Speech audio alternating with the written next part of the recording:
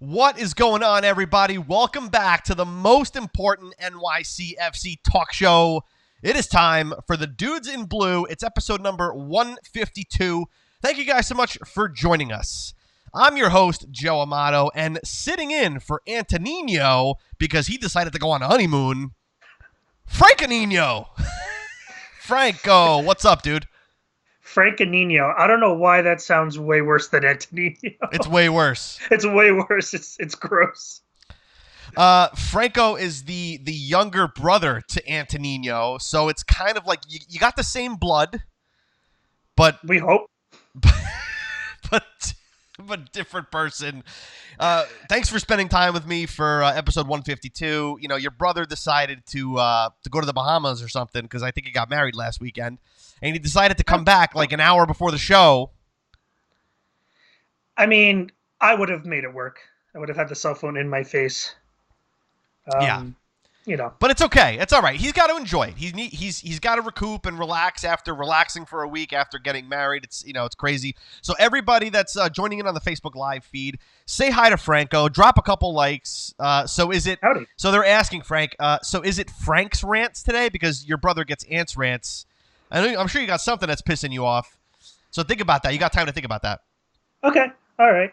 It's really not till like the end of the show. So yeah, because Antonino's not here, we're doing a little bit of an unconventional show. We're going to talk some NYCFC. We got to talk some MLS. We're going to definitely talk Premier League because that ended amazingly in dramatic fashion. Yep.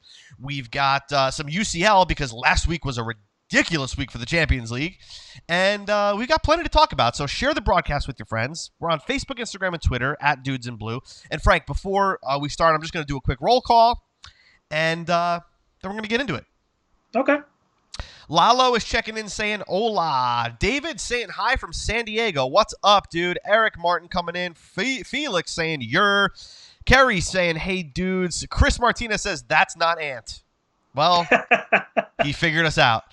He caught me. All right, I'll see everyone next week. Bye. Ronald saying, hey. Uncle Dom's here. What's going on? Thanks so much for joining us, guys. Uncle Dom is literally here he is over there. He's literally in the house. He's some kind of feet away from me. I don't want to do the math. It's been a long day. All right. So where do we want to start? NYCFC picked up another road win this weekend against LA Galaxy at Dignity Health Sports StubHub SeatGeek. What is it called now? Dignity. Oh, you've never played at LuLaRoe Amway Stadium? Unbelievable. It's something. They played at the Galaxy. Dignity Health Sports Park. Dignity Health Sports Park. It's going to take me a while to figure that out. I could be completely wrong, but I sounded confident. The headset makes you sound more confident.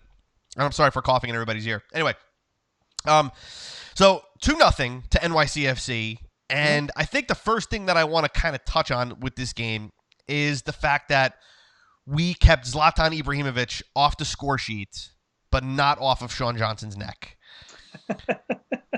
Do we want to talk about the game, or do we want to talk about Zlatan? Well, what happened in the game really didn't take all of the game, if you know what I mean. There's only a few minutes of actual important stuff, so I would just talk about that really quick. What did you think of the first goal? So, Abear is the man. I love Abear. He's Megamind. Huh? He's Megamind. He is. He is legit Megamind. And it's not necessarily about the goal. It's about what he brings to the field. He brings something that the team was missing. We were missing a number 9. He brings that. And not only is he able to tie up defenders and even create opportunities, but he's able to actually score goals. And that's what we need. And for him, it's fantastic. It's so nice to see someone who's confident because, I've played team sports growing up. If someone on your team is confident, it's very easily spreadable. So now that we have that kind of person, to look for at the top of the field, people make more passes, they try more options. Because before, when we really didn't have a striker, they'd pass back a lot more than they already do, which is hard to believe. But having a Bear is great. Although you did text me during the game. That goal was almost all Tinnerholm. Correct. And what a hard shot to just create that rebound. And that's that confidence, you know? Felix is saying right place, right time, and he was, right? And so we definitely got to give credit to Tinnerholm on that, because the run that Tinnerholm made, essentially coming from the right wing back position to essentially a central striker role, all the way to create across, that really. shot. Fantastic. Credit has to be given to Tinnerholm. Obviously, Eber was the one that finished it off and put it in the back of the net, but credit to Tinnerholm for creating that opportunity. It's just it's what you want. That's what you want in this formation. When you are playing 3/5 in the back and you've got attacking wing backs, that's what you want from them. You want them to create opportunities, and that's what Tinnerholm did. And look, if you're going to start taking shots like that, that's fantastic. Do you remember in Mighty Ducks? I think it was the first one where they clean the garbage. Quack, quack. That's like the term. Like if you're gonna keep taking shots, and if you're gonna make them hard, and if you're gonna take good opportunities, eventually something's gonna spill out, and you got to put it away. And I think Aber is fast enough to really capitalize on that. You know, being in the right place in the right time is a luck thing, but it's also a skill thing. And I'm really glad we have someone who has that skill. But here's the thing about Aber being in the right place at the right time. He goes to find the right place, because if you remember a couple of weeks back, the goal that he scored, oh my God, it's like blanking on me who he scored it against. It was the flick that Matarrita had over the top, and Aber was at the back post and just tucked it away. Like that's not being at the right place at the right time. That is creating the right place at the right time. So not only is he just by happenstance cleaning things up like a typical poacher should, he's also putting himself in positions where he can receive the pass and create an opportunity. It's just, he's been fantastic. It's very hard when you're comparing like everybody else does to David Villa. It's really, really difficult to do that. But at the same time, David Villa's gone. He turned Japanese. I really think so. And we got to look to Aber, and Megamind is our Mega 9. Oh. You know, it's really easy to be everywhere at the right time when your head takes up most of the field. I don't care as long as he scores goals. I really don't care. It's just an extra soccer ball in there just in case they lose it. He's and like, his celebration, by the way? Yeah, I love it. It's like cowabunga. It's like totally rocket power. I totally love it. Now, the second goal, which was a penalty kick, of course, to Maxi Morales, right? Yeah. Again, was this opportunity created by Tinnerholm? Did Tinnerholm create the handball? Yeah, wasn't that him by the touchline to try to cross it in? That's what I thought. Somebody correct me, because I don't have the highlights in front of me. It's on the correct side for Tinnerholm to be on. I know. That's why I'm like, my brain is. I literally just watched the highlights like an hour ago, and I don't remember. I'm totally blanked. But at any rate, Maxi Morales steps up to the penalty spot, right? And immediately I'm like, shh. Like, really? Him? Yeah. So, yeah, they're confirming, by the way. David and Kerry on Facebook are confirming that it was Tinnerholm that did that. Tinnerholm's cross led to the handball. So, again, you have Anton Tinnerholm creating the opportunities, winning the PK for NYCFC, and Maxi steps up and much to fans' surprise, actually buried it. But here's the crazy part. Bingham went the right way. He could have saved it. I don't want to sound mean, but Maxi is a smaller player. I think we can all agree with that. And the problem with that is that he doesn't have the leg length and just like the posture to create a whole lot of power behind certain shots.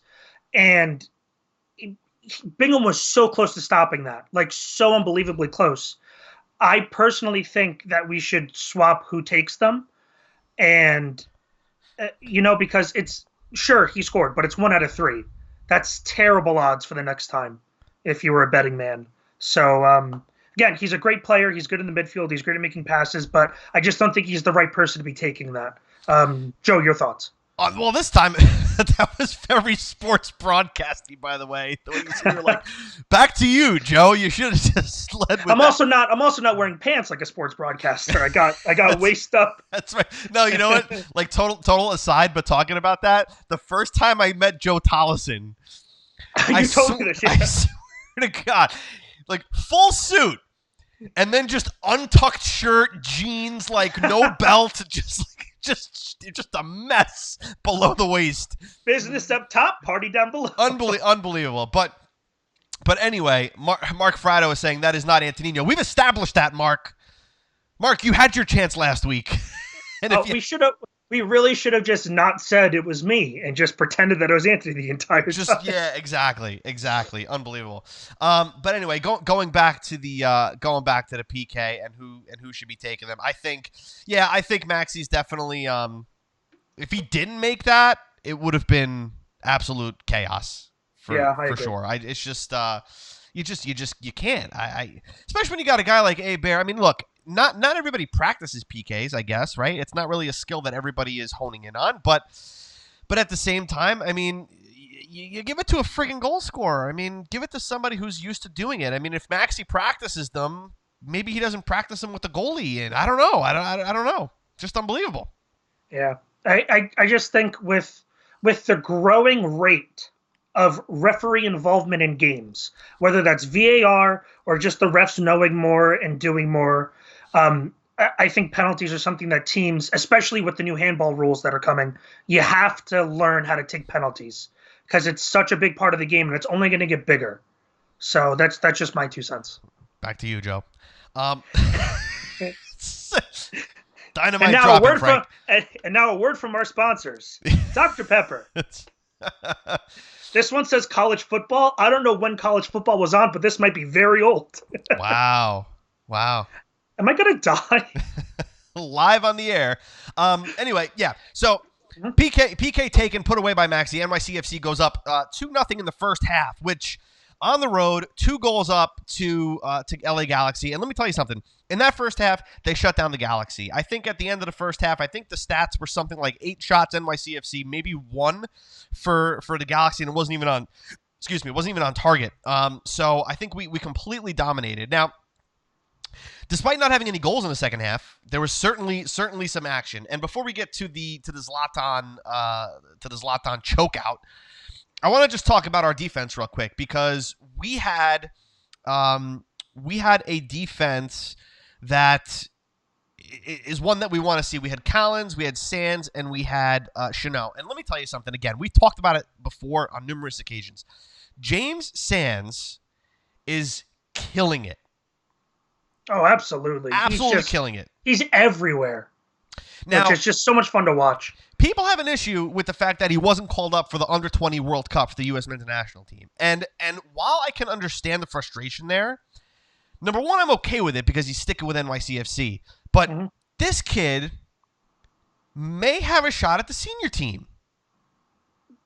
I don't see how, after watching him play, especially in the last few games, you can come to any other conclusion besides that.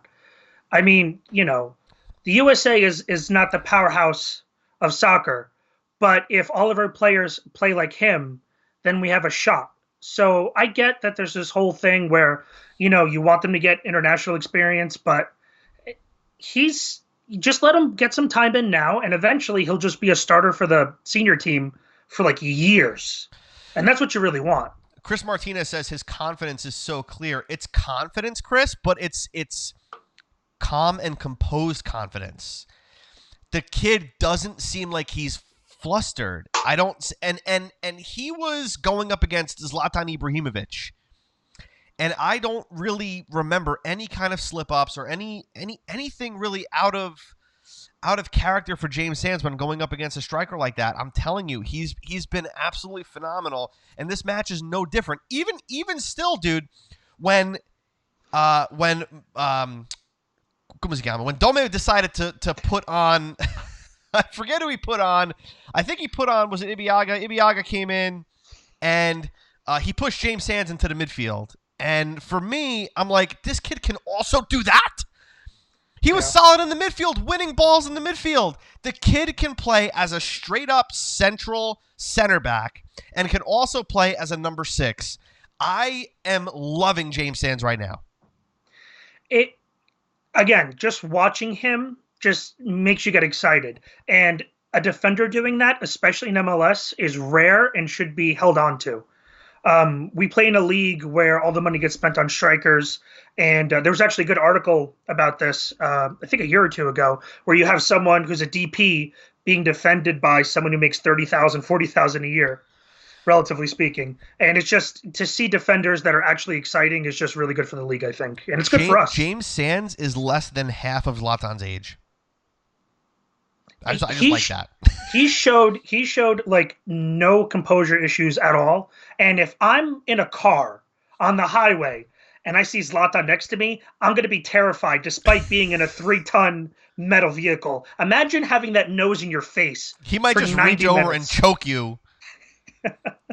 Is that your segue? Is that your professional broadcaster? That's the segue. That's the segue. For it. Okay, I want to know in the comments, guys. Start putting it in the comments. I want to know, does Zlatan deserve, or did Zlatan deserve a red card for a hands to the face or neck incident on Sean Johnson? Now, let's back the train up a second, okay? Because was this the same play where Sean Johnson tried to be a sweeper despite having 3 LA Galaxy members in the box and had to track back and eventually who cleared? Oh no, that was a different one, wasn't it? No, this one was a shot that went just over the bar, and Sean Johnson had his back to Zlatan, I believe. Yeah, and backed into him. So Zlatan turns around, the play gets called dead. Zlatan turns around and grabs Sean Johnson by the neck like he's a chicken. Like I thought it was gonna be like that's like the dad talk hand when you wrap your hand around the neck and shoulder, and you're like, "Come on, son, let's have a talk." And I thought he was just gonna do something nice for Sean Johnson, but he squeezed him like a stress ball. So, but here's look, man. John Levin is saying it looked a little bit like acting from Sean Johnson. Regardless, this is not what I'm arguing. Not on the ESPN feed. I watched the ESPN feed, and it was so different than the broadcast one. Hold on. I am not arguing whether or not Sean Johnson may have embellished a little bit. What I'm questioning. Yes, and everybody's correcting me. No, it was not the same play. I know everybody. I know. Okay, it was a long game. It was 2 days ago. Cut me some slack. Was it yesterday? No, it was definitely yesterday, wasn't it? No, it was Saturday. It was definitely Saturday. I am so screwed up right now. This is a terrible show. I'm sorry, people. They haven't played for 40 years. NYCFC's been dead for 40 years. Anyway, yes, it was a different play. I understand. But I'm not arguing whether or not Sean Johnson dove. I am arguing whether or not it should be a red card. The rules state hands to the face or neck of an opponent, of a player, results in a direct red card. And instead, without even going to VAR, both players are booked with a yellow. There is no reason, like David on Facebook is saying, there is no reason for Zlatan to put his hands on his neck. A push and a shove is fine. If you're going to grab him by the neck, you're going down. It's done. That was a red card a week or two ago. Oh my God, the player's name was escaping me. Literally the same thing, straight red. For grabbing the face / neck. And here's the problem with that. Taylor Twellman brought that up, actually. If this is the rule, hands to the face or neck of a player is going to result in a straight red card. Why is it not enforced everywhere? It brings up the argument about the Stars getting lenience. Being lenient on the Stars. First of all, if you're gonna call something like that where it is very easy to like fake it, you either got to call it all the time or call it none of the time. That's my point. The problem is the inconsistency. Right. And then the second part is you also have to remember, and this is spiritually, this is important, although people really don't care as much. These people are role models. And in America, I know a lot of young people watch soccer, and getting hurt during the course of natural gameplay, I get it. Late tackles happen. You go for the ball, you miss it. But aggressive acts that are, post-play, it sets a bad example for so many people. And it also sets a bad example for the league. So if you're, going back to our original point that you and I both agree on, if you're going to call it for everyone and get that out of the game. I understand that tempers get high, but you can't have this thing where people don't know if they're going to get carded or if they're going to get a yellow for no reason. Like, Sean Johnson did almost nothing wrong, and he also got a yellow for that. So I'm just going to get to a couple of comments here on Facebook about this because obviously it's sparking some conversation. Dave on Facebook is saying mistakes were made by both parties. Agreed. He also says that Zlatan a red for hands to the neck, Johnson a yellow for diving. Lalo says, well, Johnson chest bumped him first, so he did provoke him, and that's my reasoning for Johnson also getting a yellow. It is still not acceptable from Zlatan. I am not upset with Johnson getting a yellow. I am upset about Zlatan not getting a red. I also don't like the whole he bumped into him. Yes, because Zlatan was in his way. Was Johnson's neck in Zlatan's way? See, there's context, and you have to take that into account, which is why you either have to call it all the time or none of the time.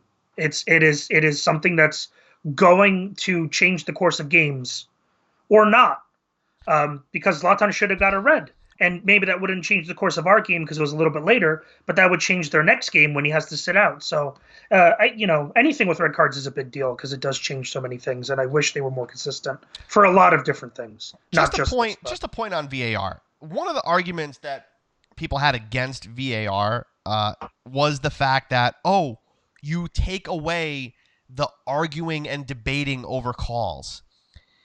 If anything, it's actually given us more to debate about. Like, this gives you a better view of it. What are you talking about? You know, like, this is fantastic. Like, this is more. There's more drama than ever before because of this. You know, so look, that's I'm all for it. Zlatan doesn't want it anymore, though. He did make it apparent after the match. Do you want games? And I'm talking to like you, Joseph. Do you want games to be more to the exact number fair and correct, or do you want them to be more dramatic? Because there is, with VAR, if you remember the Manchester United game with Kembepe's, handball, it adds to the drama, and to say that it takes away from the game, I think, is just an insult to VAR because it's come so far so quickly. So, well, that was proved, especially in the World Cup. But I mean, in this kind of situation where you don't look at it when you're arguing for a direct red, this is one of those situations where you could have totally looked at it, and they didn't. But nevertheless, it didn't necessarily impact the outcome of the game because at the end of the day, NYCFC had 6 shots on target to LA Galaxy's 1, and the ultimate stat that actually matters the most is the fact that we came away with 3 points, 2-0 on the road to the LA Galaxy. That for me is gigantic. And let me tell you, I mean, the team has completely, I don't want to say completely turned the tide or turned the corner here, but this formation, this strategy is working. And this is what I want to continue to see. I understand this team can get plagued by injuries and things like that. And, Dome has played 29 different lineups in 30 games or something like that, something crazy. But at the same time, if he keeps this formation going, at least in this point, when you have the same formation, the same kind of tactic, the same kind of style, the players know what's expected of them now. I think before, when he was playing 4-3-3 and then a 3-5-2 and then maybe sometimes a 4-4-2, as a player, you don't get settled into a role. You don't know what your position is. When you have a guy like Maxi who goes from playing the wing to playing the center attacking midfielder to playing the striker to playing a central defensive midfielder, it ruins the flow for a team's chemistry. So for me, I agree with Roger in the fact that I'm still not sold on Dome because, again, there's still too many games in the past that we still have to make up for. But this is definitely a step in the right direction for this club. I think consistency is a huge part of what's going on here.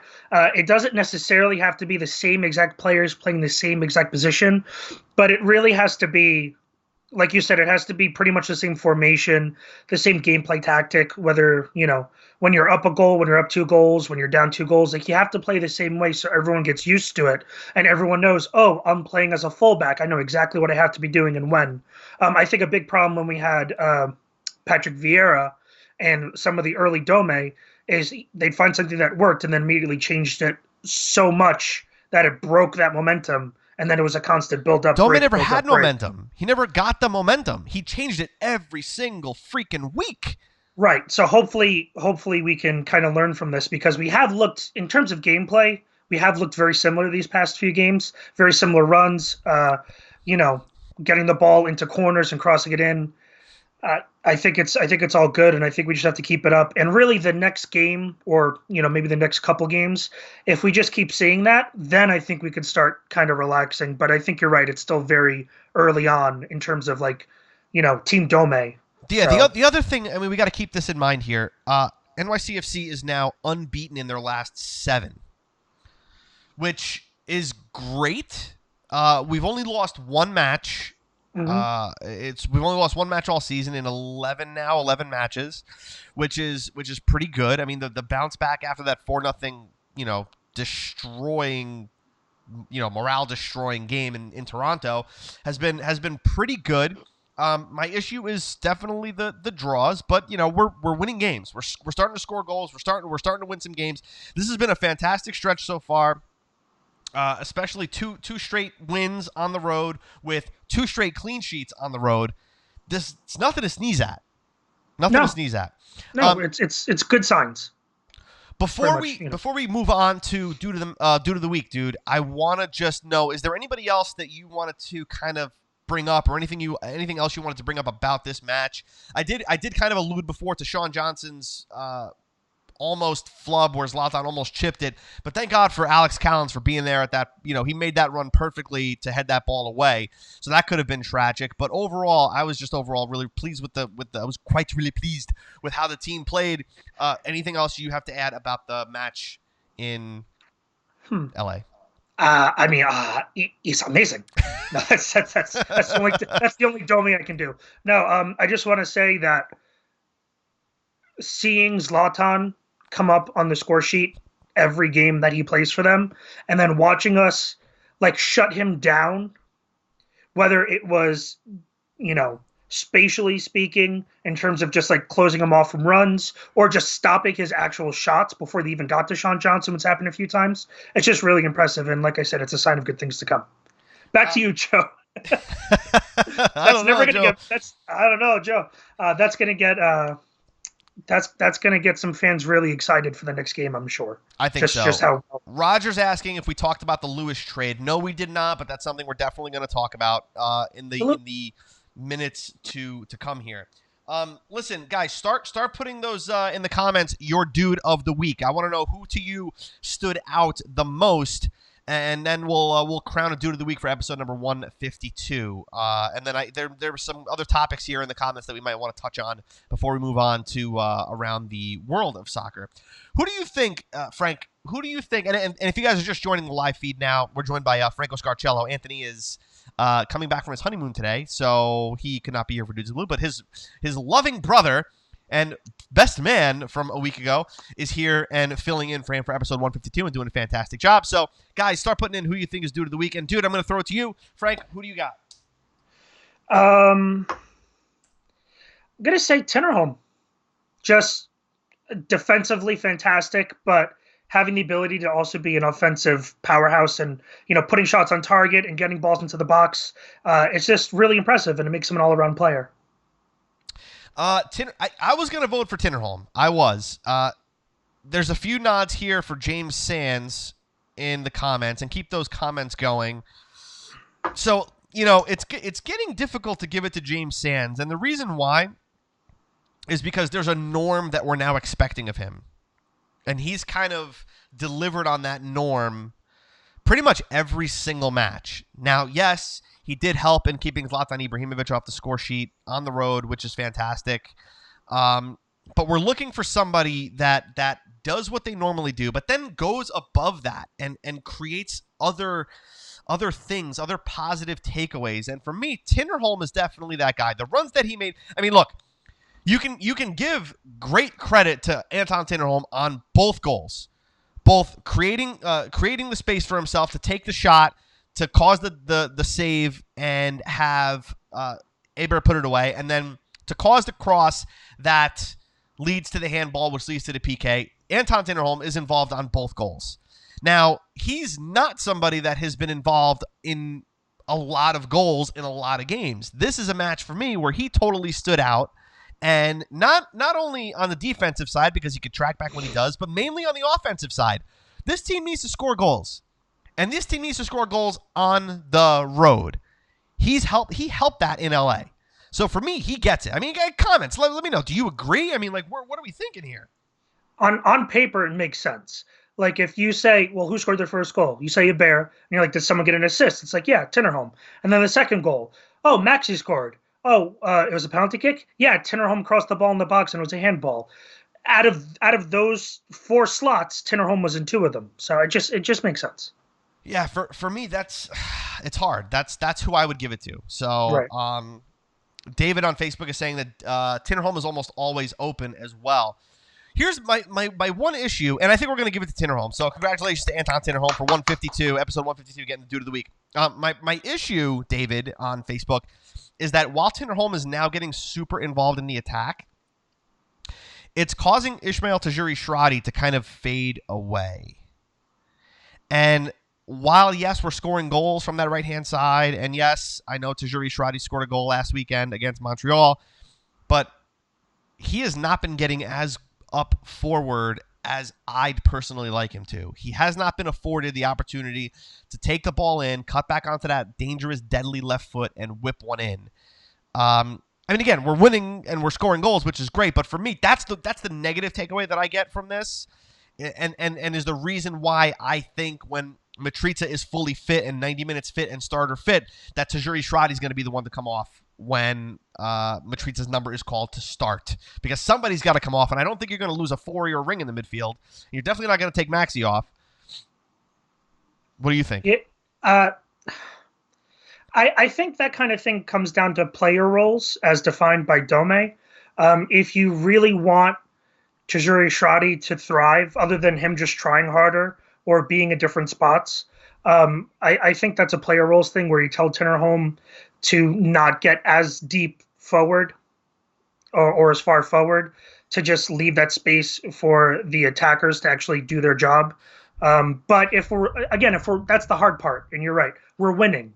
So it's also kind of hard to make decisions that are, far off of what we've been doing that's been working. So if you want to see Tajiri-Shradi, thrive, I would totally assume that that's completely under Dome's control, and if he just tells his defenders to stay back a bit. But he is good. I love Tajiri-Shradi. He is fantastic, and I do wish I saw him more. Yeah. Oh my God. With that left foot, yeah. Yeah, it's unbelievable. Yeah, that's fun. Let's just 2 more quick topics here, dude, before we move on to some other fun stuff. Chris Martinez on Facebook says, Alex Ring has been getting a bit sloppy. Let's talk about that, he says. All right, Chris, let's talk about that. I don't agree.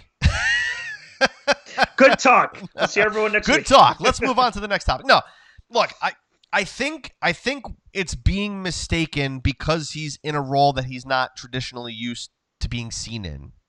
For me, Alex Ring is that cleanup guy, the guy that's doing the dirty work in the back, that is almost acting like that sweeper himself. And him pushing forward is not allowing him to do that. And to be honest with you, he doesn't necessarily need to. We haven't let up that many opportunities, let alone that many goals, and yet Alex Ring is pushing forward. So for me, it's not necessarily that he hasn't been playing that well. I just think the Alex Ring that we're used to is not the one that we're getting. And that's, I think, by design. And I know it's by design because freaking Alex Ring told me so. I mean, you were there. You were filming when I asked him why are you getting forward so much? And he said, I go where the coach tells me to go. See, that's player roles. I wouldn't say sloppy, because that really sounds like people not marking, who they need to be marking, or people like missing shots completely. Just because he's playing in a different part of the field doesn't mean that he's sloppy. If the person in the comments has like specific instances, I'd love to hear what they're referring to. But sloppy is not the word I would use. And yeah, no, I agree. I think again, it's a different role than what we're used to, and honestly, probably different role from what Alex Ring is used to. So, but again, the results are here, guys. there's really not a whole hell of a lot that we can complain about, which is a good thing. I mean, we had a good 10, 12 weeks where all we could do is freaking complain about this team. And right now, I'm pretty damn happy. Chris Martinez is the guy that said that he was playing sloppy. He said he's not completing passes. I need to look. Chris, I don't know personally the stats. I don't know his passing completion percentage. I'd have to definitely look that up. But if that's the case, I mean, Alex Ring was never a passer. He really wasn't. He's closer to a stopper. Would you say that? Of course, sure. So, right.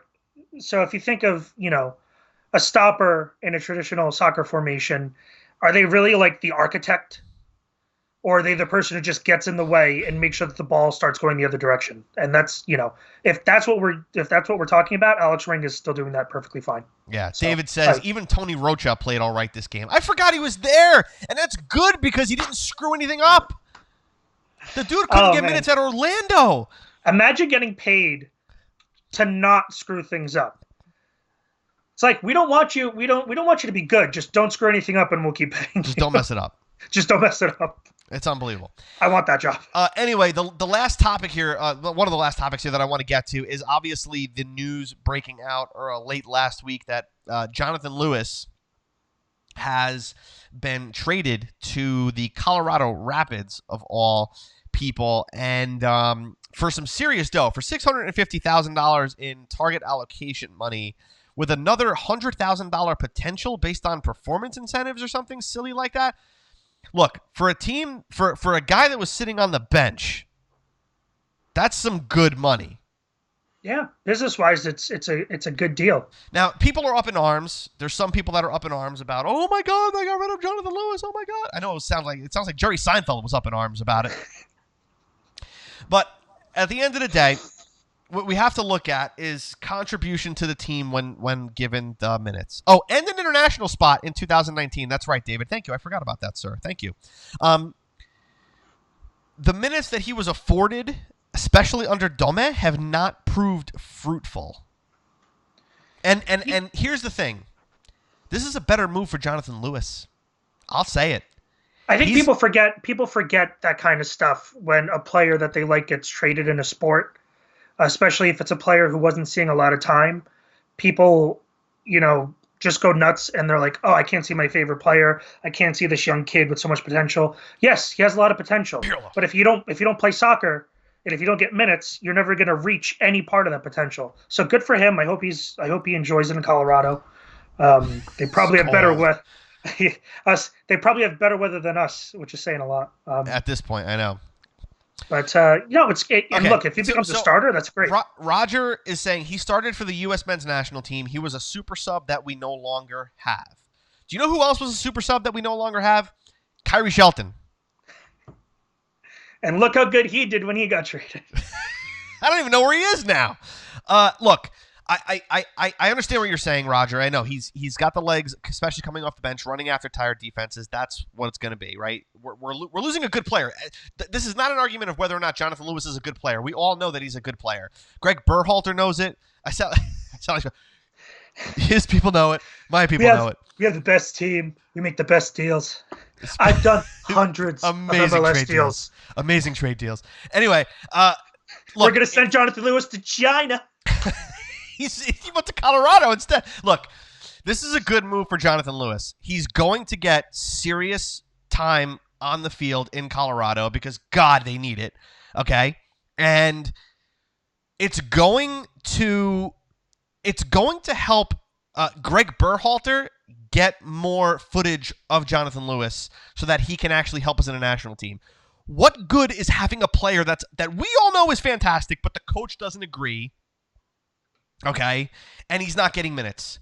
If you really can appreciate the kid, his talent and his ability, you're going to appreciate it when he's actually on the field, even if it's playing for somebody else. Rest in peace, Tommy McNamara.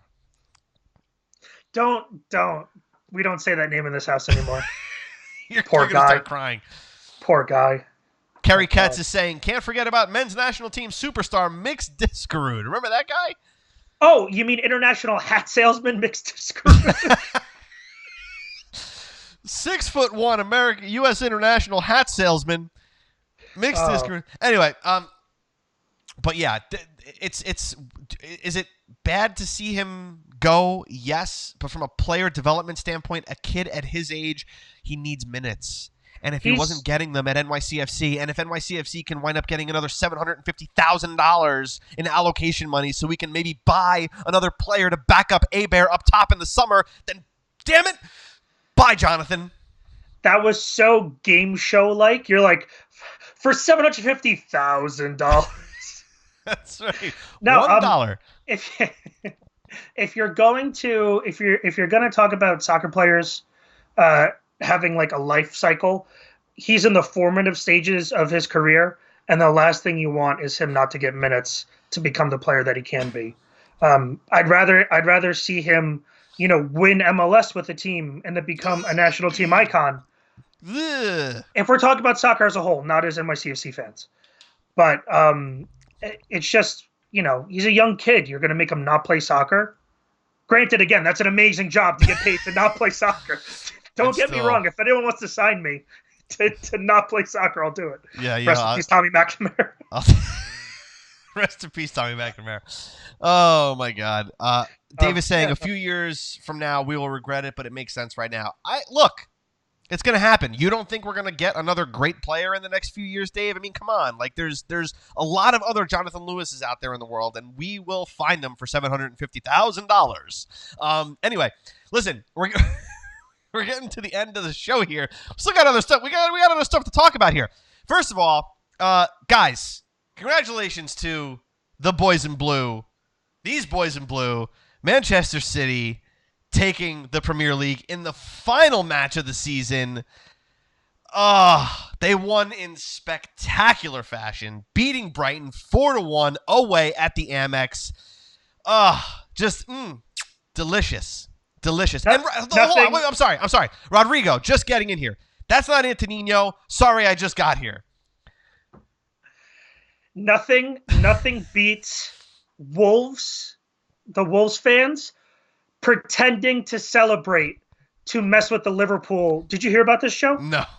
The Wolves fans in the stands were pretending to celebrate goals that Man City was scoring to mess with Liverpool. Oh man, that's terrible. So that's like the moment of the season for me. No, good job to Man City. It was a great game. Good job to my Spurs coming in fourth. Fantastic. You mean like screeching halt into fourth? I would say like 747 nosedive. Oh. No, look, top four is fantastic. Good job for Chelsea for not letting us go slightly above them, but it was a great season for everyone except Man United. Woo! And rest in peace, all of Man United and Tommy McNamara. No, it was a good season, and it was a lot of fun having something we could talk about really quick. I was watching Tottenham Hotspur on the Sci-Fi Channel. Yeah, it was a pretty cool weird day. Like where Watford on the Cooking Channel. Nickelodeon was broadcasting Huddersfield. I mean, I'm pretty sure Fulham was on the Olympic Channel, and I'm like, I didn't know there's Olympic soccer. I had that channel. That's amazing. No, it was a fun decision day. Like, it was a lot of fun to watch. And I like it when it comes down to that last game because everything's on the line there, right? Like, you have to get the win. But here's the crazy part, and this is like pretty much the last thing I'll say about this. Two things. One, the fact that Man United lost their last match 2-0 to Cardiff.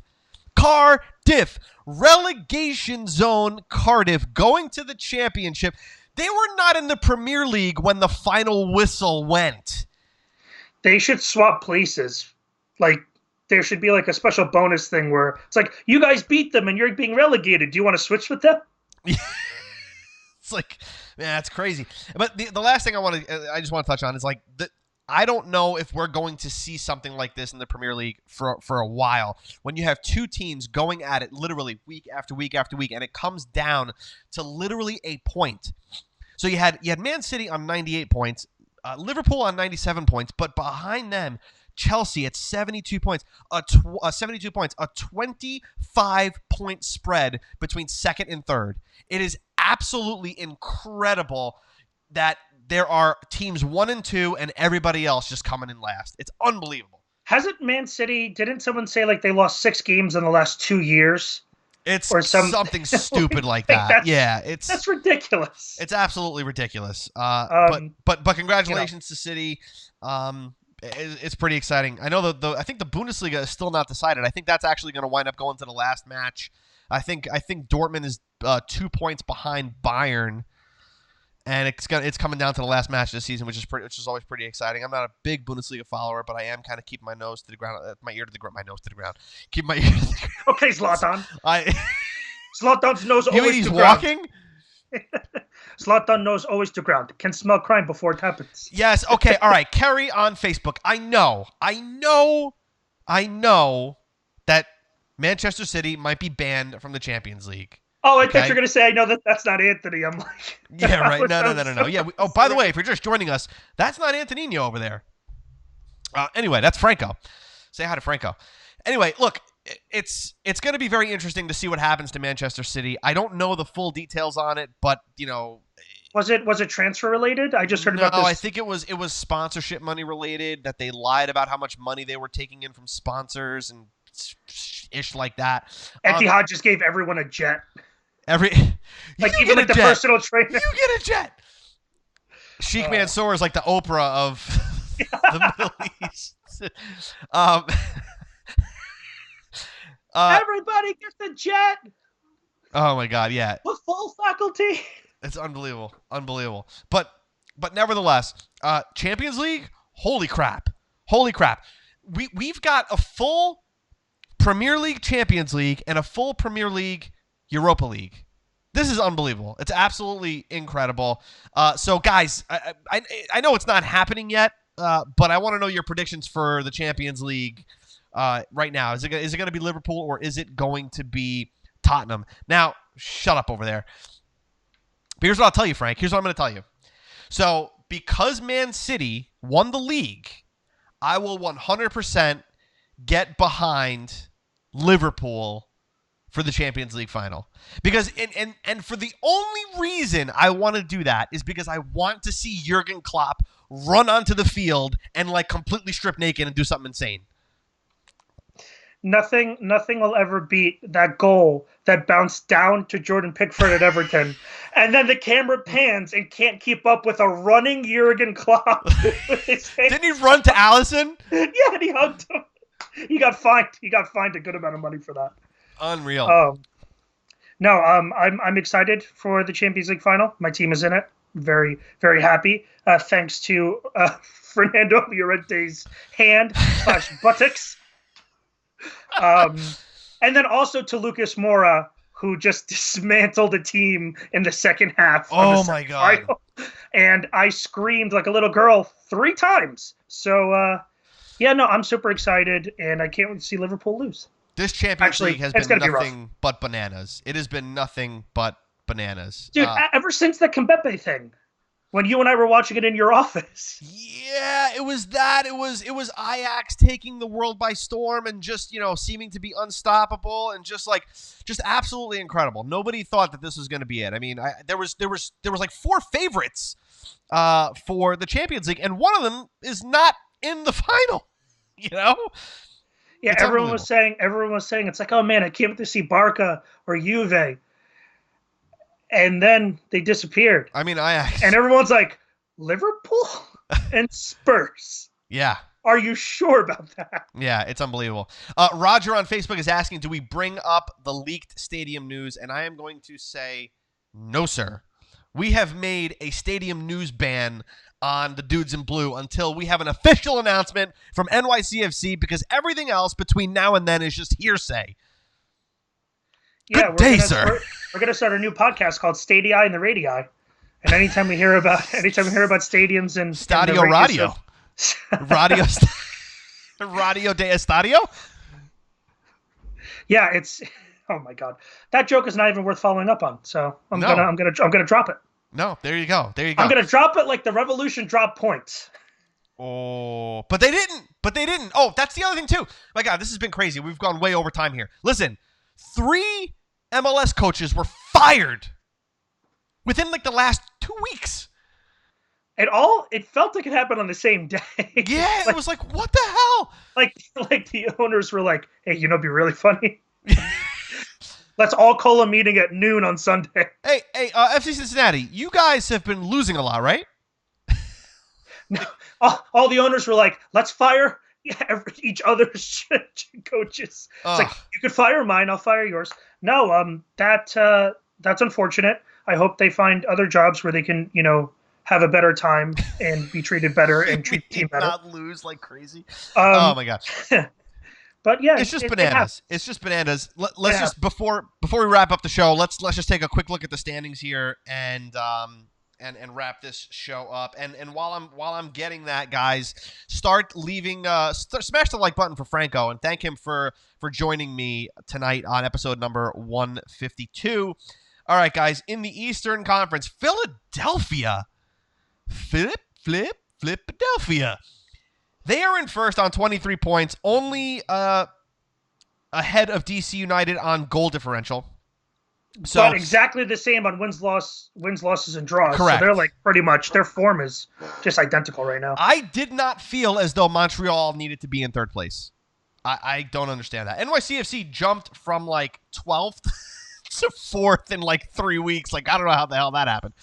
Well, that's when a team has a lot of points on the top, or when a couple teams have a lot of points, then mathematically the bottom teams have very similar points. There's going to be a lot of, what is it called, like hopscotching?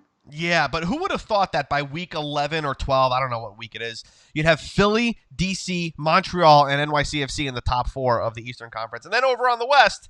The Western Conference is definitely a battle for Los Angeles right now. LAFC on 27 points, Galaxy on 22, Seattle Sounders on 22, and Houston Dynamo in 4th at on 19 points. Everybody else is starting to really fight. There's a really close gap there, but LAFC is the real deal this year, guys. LAFC is absolutely the real deal. As a matter of fact, after LAFC beat Columbus, Caleb Porter went on record basically calling LAFC the Manchester City of Major League Soccer. Like word for word. It is remarkable what he said about that team. I would call it Carlos Vela FC, but that's just Carlitos FC. I just want to talk really quick. Colorado Rapids, and I'm not being mean, I'm not trying to make fun, but they have 2 points out of 11 games, so that's 33 possible points, and they have 2. I really hope they can turn it around because they have really good fans, and that must be very frustrating. And I know when we first started, you're smiling. Why are you smiling? Because it's horrible. It's 2 out of 30. You're like your smile was getting bigger. As you were saying. It's also getting bigger because Sporting KC has 10 points. And didn't we send Kyrie Shelton there? Yeah, but that worked out pretty well for nobody. Yeah, crazy. Yeah, poor Colorado. Poor Jonathan Lewis, if that's where he got sent. He's like, can I just go back to Louisville for a little while? Like, quick story. So my girlfriend called me the other day, and she said Jonathan Lewis got traded, and she was upset because she really likes Jonathan Lewis. And I said, where did he go? And she goes, I don't know, but I think he went to some like minor league team, which is hilarious because he went to Colorado, and she thought that they were a minor league team. So I really hope they turn it around because when we came into the league, we were garbage. So I know that feeling. They've been in the league. No, I know, but that's rough. Yeah. Start tying some games. Just tie a couple of games. Just score some freaking goals for the love of God. Oh, man. You have one job. All right, guys, this has been a lot of fun. Franco, where can people find you on the social medias? I guess I'm pretty much only active on Twitter, and if so sparingly, but it's at FD Scarcello. I tweet a lot during games when I am completely focused on them, and that's all I'm thinking about. So as NYCFC gets better and better this year, and I start having time to see more games and going to the games with Joe, I'll start tweeting a lot more, so you can find me there. But thank you so much for having me. It's been a lot of fun. We are Facebook, Instagram, and Twitter. We're at Dudes in Blue. Make sure to leave us a review on iTunes if you're listening on the pod, or on Facebook if you watch the live feed. It's really great. Really appreciate it. It's episode 152. Dude, Antoninho and I will be back on Monday night, 8 p.m. No, that's incorrect. I'm sorry. I misspoke. I'm sorry, folks. We will be back Tuesday night. Monday night, we cannot do a show for episode 153, but we will be back on Tuesday night. There's no match this weekend for NYCFC, so Frank, you might want to come back for episode 153 because it's gonna be a crap show. Well, if I'm around, I'd be happy to come on. Thanks again. Back to you, Joe. the most broadcasting. There's a spectrum. I could either be really bad on camera or I could be really good on camera, and I'm going towards that end. Yeah. No, that's and for all of us at Dudes and Blue Productions, good night. Good afternoon, good evening, and good night. Oh my God, Eric Martin says you've been great, Franconino. That's it. That sounds bad, Franconino. Well, sounds you have 7 days to come up with your own nickname. Okay, fine. Watch the Bundesliga. I could be Frankfurter. Okay. I could be your Bundesliga correspondent. It's Kerry's saying it's the headphones. Wait. Before we log off. There you go. Oh, that's it. Yeah. I'm down around the field and it looks like a broken ankle, but he's going to try to walk it off. Thanks, Katie Witham. All right. Anyway, guys, you guys have been great. Episode 152 that's a wrap.